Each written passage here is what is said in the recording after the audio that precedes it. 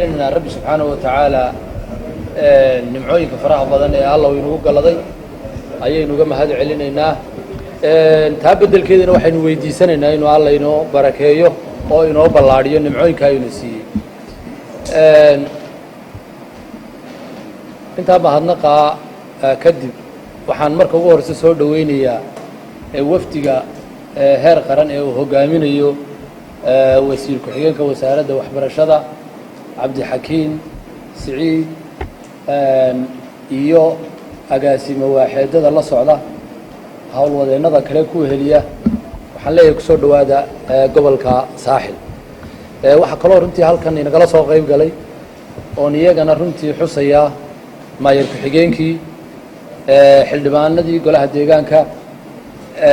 xogayihii fulinta maamulayaashii dugsiyada iyo ardayda dhammaantoodba waxaan leeyahay assalaamu calaykum waraxmatullaahi wabarakaatu runtii maanta waxaynu daah furaynaa maanta ay taariikhdu tahay 18 bishii September waxaynu halkan ka daah furaynaa tartan aqooneed ay ku tartami doonaan ardayda dugsiyada dhexe gaar ahaan fasalada 8aad ee gudaha magaalada Berbera tartan aqooneedkaas oo runtii ujeedada laga leeyahay uu yahay in kor loo qaado tayada waxbarashada la dhiirigeliyo aqoonta ardaydu ay gudahooda kala faa'iideystaan oo runtii muhiimad badan u leh waxbarashada ahna runtii halbowlayaasha amaba tiirarka adag ee lagu tayeeyo waxbarashada waayo ardayda halkaa aynu soo keenay su'aalaha ay ku tartami doonaan ma aha ujeedadu hebel baa gartay iyo hebel baa garan waayay maaha waxa weeyaan in laga wada faa'iideysto oo su'aasha ardayda oo dhami ay ka wada faa'iideysto runtii marka arday ka jawaabo inta kalena waxay noqonaysaa 10 bay noqonaysaa marka waxa weeye ujeedada aynu leenahay waxa weeyaan in kala faa'iideysataan aqoontiina kor loo qaado tayadiina kor loo qaado aqoonta ay dheertiina kala faa'iideysataan dhammaantiin marka waa wada guuleysanaysaan markay sidaa tahay ujeedada laga leeyahay caynka yahay dhammaantiin waa wada guuleysanaysaan waxa kale oo iyadana aan runtii uga mahad celinayaa tartankan oo ay runtii dalka oo dhan ka wado wasaaradda waxbarashadu inay aad ugu mahadsan tahay runtii inay soo celiso tartanadii noocan ahaa runtii ardaydu ay ku kala faa'iideysanayeen inay soo celiso waxa maanta inaga caawisay wasaaradda waxbarashada ee heer qaran oo la kaashanaysa hay'adda Save the Children imika wixii ka dambeeyana waxaynu ballan qaadaynaa inaynu inagu qaban doono haddii alla yiraahdo sanad walbana uu joogto noqon doono haddii alla yiraahdo oo ay ku tartami doonaan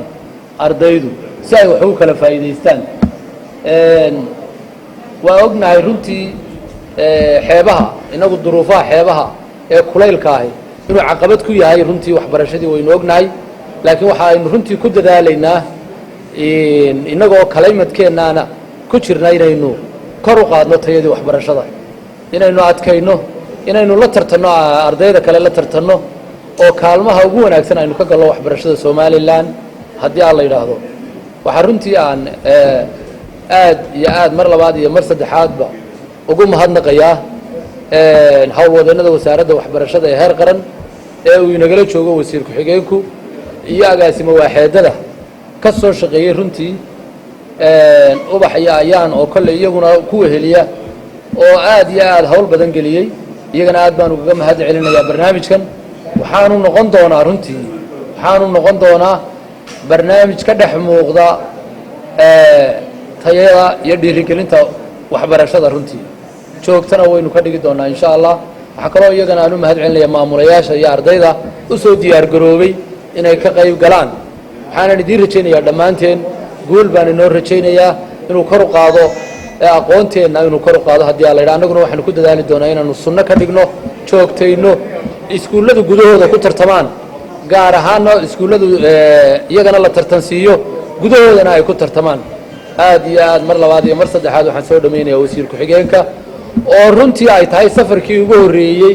ee intii xilka uu runtii wasaaradda ku soo biiray aynu jaanis u helay inuu inagala qayb galo inoo daah furo